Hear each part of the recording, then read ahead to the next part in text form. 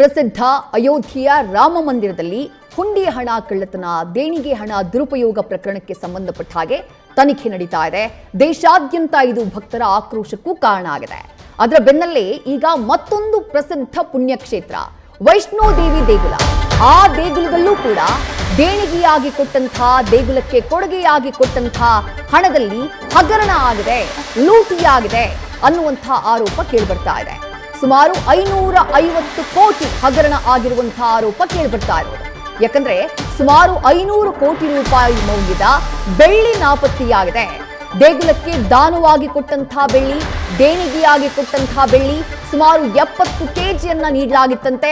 ಆ 70 ಕೆಜಿಯಲ್ಲಿ 3 ಕೆಜಿ ಮಾತ್ರ ನಿಜವಾದ ಬೆಳ್ಳಿ ಅನ್ನೋದು ಪರಿಶೀಲನೆ ಸಂದರ್ಭದಲ್ಲಿ ಗೊತ್ತಾಗಿದೆ. ಬೆಳ್ಳಿಯನ್ನ ಲೋಹಕ್ಕೆ ಬದಲಾಯಿಸಿ ಯಾಮಾರಿಸಿದವರು ಯಾರು? ಸದ್ಯ ವೈಷ್ಣೋ ದೇವಿ ಹುಂಡಿ ಕಳ್ಳತನ ಪ್ರಕರಣ ಕೂಡ ಕೋರ್ಟ್ ಮೆಟ್ಟಿಲೇರಿದೆ. ಜಮ್ಮು ಕಾಶ್ಮೀರದಲ್ಲಿರುವಂತಹ ವೈಷ್ಣೋ ದೇವಿ ದೇಗುಲ ಅತ್ಯಂತ ಪ್ರಸಿದ್ಧವಾದಂತಹ ಕ್ಷೇತ್ರ, ಪುಣ್ಯಕ್ಷೇತ್ರ. ಪ್ರತಿ ವರ್ಷ 1 ಕೋಟಿಗೂ ಹೆಚ್ಚು ಸಂಖ್ಯೆಯಲ್ಲಿ ಭಕ್ತರು ಭೇಟಿ ನೀಡುವಂತಹ ಪುಣ್ಯಕ್ಷೇತ್ರ ಇದು. ಕೋಟ್ಯಂತರ ರೂಪಾಯಿ ಲೆಕ್ಕದಲ್ಲಿ ಈ ದೇಗುಲಕ್ಕೆ ದೇಣಿಗೆ, ಹುಂಡಿ ಹಣ ಹರಿದು ಬರುತ್ತೆ. ಆದರೆ ಅದರ ನಿರ್ವಹಣೆಯಲ್ಲಿ ಕಳ್ತನ ಆಗಿದೆ, ಅಕ್ರಮ ಆಗಿದೆ, ಹಗರಣ ಆಗಿದೆ ಅನ್ನೋದು ಕೇಳಿ ಬರ್ತಾ ಇರುವಂತಹ ಆರೋಪ. ಜಮ್ಮು ಕಾಶ್ಮೀರದಲ್ಲಿರುವಂತಹ ಪ್ರಖ್ಯಾತ ದೇವಾಲಯ ವೈಷ್ಣೋ ದೇವಿ ದೇವಾಲಯ ಸುಮಾರು 20 ಟನ್ ಬೆಳ್ಳಿಯ ತಪಾಸಣೆಯ ಸಂದರ್ಭದಲ್ಲಿ ದೇಗುಲಕ್ಕಾಗಿರುವಂತಹ ಮಹಾ ಮೋಸ, ದೇಗುಲದಲ್ಲಾಗಿರುವಂತಹ ಮಹಾದೋಖ ಬೆಳಕಿಗೆ ಬಂದಿದೆ. ಕಳೆದ 5-6 ವರ್ಷಗಳಲ್ಲಿ ಸುಮಾರು 20 ಟನ್ ಬೆಳ್ಳಿ ಆಭರಣಗಳನ್ನ ಕಾಣಿಕೆಯಾಗಿ ದೇಗುಲಕ್ಕೆ ನೀಡಲಾಗಿತ್ತು. ಆ ಆಭರಣಗಳು ಹಾಗೆ ನಾಣ್ಯಗಳನ್ನ ಕರಗಿಸಿ ಸರ್ಕಾರಿ ಟಂಕಸಾಲೆಗೆ ಅದನ್ನ ರವಾನೆ ಮಾಡುವಂತಹ ಪ್ರಕ್ರಿಯೆ ನಡೀತಾ ಇತ್ತು.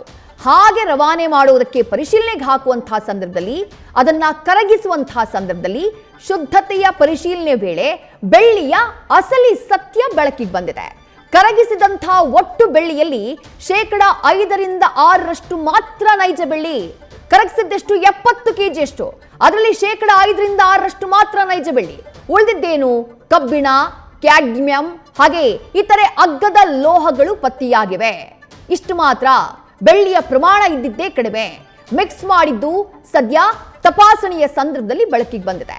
ದಾಖಲೆಗಳಲ್ಲಿ ಇದ್ದಂತಹ 70 ಕೆಜಿ ತೂಕದ ಬೆಳ್ಳಿಯನ್ನ ಕರಗಿಸಿದಂತಹ ಸಂದರ್ಭದಲ್ಲಿ ಸಿಕ್ಕಿದ್ದು ಕೇವಲ 3 ಕೆಜಿ ಬೆಳ್ಳಿ ಮಾತ್ರ. ಹಾಗಾದ್ರೆ ನಾಪತ್ತೆಯಾಗಿರುವಂತಹ ಬೆಳ್ಳಿ ಎಲ್ಲಿ ಹೋಯ್ತು? 550 ಕೋಟಿ ಮೌಲ್ಯದ ಬೆಳ್ಳಿ ನಾಪತ್ತೆಯಾಗಿದೆ ಎನ್ನುವಂತಹ ಆರೋಪ ಕೇಳಿಬರ್ತಾ ಇದೆ. ವಕೀಲ ದೀಪಕ್ ಶರ್ಮಾ ಅನ್ನೋರು ಕಾಶ್ಮೀರ ಪೊಲೀಸರಿಗೆ ಈ ಬಗ್ಗೆ ದೂರು ಕೊಟ್ಟಿದ್ದಾರೆ. ಸದ್ಯ ವೈಷ್ಣೋ ದೇವಿ ಹುಂಡಿ ಕಳ್ಳತನ ಪ್ರಕರಣ ಅಥವಾ ಇಲ್ಲಾಗಿರುವಂತಹ ಹಗರಣ ಕೋರ್ಟ್ ಮೆಟ್ಟಿಲೇರಿದೆ. ಪ್ರಕರಣದಕ್ಕೆ ಸಂಬಂಧಪಟ್ಟ ಹಾಗೆ ಎಲ್ಲ ದಾಖಲೆಗಳನ್ನ ನೀಡುವಂತೆ ತನಿಖಾಧಿಕಾರಿಗಳಿಗೆ ಕೋರ್ಟ್ ಸೂಚನೆಯನ್ನ ಕೊಟ್ಟಿದೆ. ಲೆಫ್ಟಿನೆಂಟ್ ಗವರ್ನರ್ ಇಂದಾನು ಪಾರದರ್ಶಕ ತನಿಖೆಯನ್ನ ನಡೆಸುವುದಕ್ಕೆ ಸೂಚನೆಯನ್ನ ನೀಡಲಾಗಿದೆ. ಈಗ ಅನುಮಾನ ಹೇಗೆ? ದೇವಿಗೆ ಆಭರಣಗಳನ್ನ ಕೊಡುಗೆಯಾಗಿ ನೀಡಲಾಗುತ್ತೆ. ಬೆಳ್ಳಿ ಆಭರಣಗಳನ್ನ ಕೊಡ್ತಾರೆ, ಚಿನ್ನದ ಆಭರಣಗಳನ್ನ ಕೊಡ್ತಾರೆ. ಚಿನ್ನದ ಆಭರಣಗಳ ಪರಿಶೀಲನೆ ಮಾಡಿದಂತಹ ಸಂದರ್ಭದಲ್ಲಿ ಅಲ್ಲಿ ಯಾವುದೇ ರೀತಿಯಾದಂತಹ ಲೋಪ ಆ ಚಿನ್ನವನ್ನ ಕರಗಿಸಿದಂತಹ ಸಂದರ್ಭದಲ್ಲಿ ಗೊತ್ತಾಗಿಲ್ಲ. ಅದನ್ನ ಶುದ್ಧತೆಯನ್ನ ಪರಿಶೀಲನೆ ಮಾಡಿದಂತಹ ಸಂದರ್ಭದಲ್ಲಿ ಬೆಳಕಿಗೆ ಬಂದಿಲ್ಲ. ಆದ್ರೆ ಬೆಳ್ಳಿಯನ್ನ ಕರಗಿಸಿದಾಗ, ಆ ಬೆಳ್ಳಿಯ ಶುದ್ಧತೆಯನ್ನ ಪರಿಶೀಲನೆ ಮಾಡಿದಾಗ ಈ ಅಕ್ರಮ ಬೆಳಕಿಗೆ ಬಂದಿರೋದು. ಮೊದಲ ಅನುಮಾನ ಏನು? ಭಕ್ತರು ದೇವಾಲಯಕ್ಕೆ ಕೊಡುಗೆಯಾಗಿ ಕೊಡ್ತಾರಲ್ಲ ಬೆಳ್ಳಿಯನ್ನ, ಕೊಡುವಂತಹ ಸಂದರ್ಭದಲ್ಲಿ ವಂಚನೆ ನಡೆದಿರಬಹುದು ಅನ್ನೋದು ಮೊದಲನೇದಾಗಿ ಮೂಡ್ತಾ ಇರುವಂತಹ ಅನುಮಾನ. ವ್ಯಾಪಾರಿಗಳು, ಚಿನ್ನದ ಆಭರಣಗಾರರು ಯಾರಿದಾರೋ ಅವರೇ ಮೋಸವನ್ನ ಮಾಡಿರುವಂತಹ ಸಾಧ್ಯತೆ ಇದೆ. ಯಾರಿಗೆ? ಭಕ್ತರಿಗೆ ಮೋಸ ಮಾಡಿರುವಂತಹ ಸಾಧ್ಯತೆ ಇದೆ ಎನ್ನುವಂತಹ ಮಾತುಗಳಿವೆ. ಕಲಬರಕ್ಕೆ ಬೆಳ್ಳಿ ವಸ್ತುಗಳನ್ನ ಮಾರಾಟ ಮಾಡಿರುವಂತಹ ಸಾಧ್ಯತೆಯನ್ನ ತಳ್ಳಿ ಹಾಕುವ ಹಾಗಿಲ್ಲ. ಅದನ್ನ ತನಿಖಾಧಿಕಾರಿಗಳು ಈಗಾಗಲೇ ಪರಿಶೀಲನೆ ಮಾಡುವಂತಹ ಕೆಲಸವನ್ನ ಮಾಡ್ತಿದ್ದಾರೆ.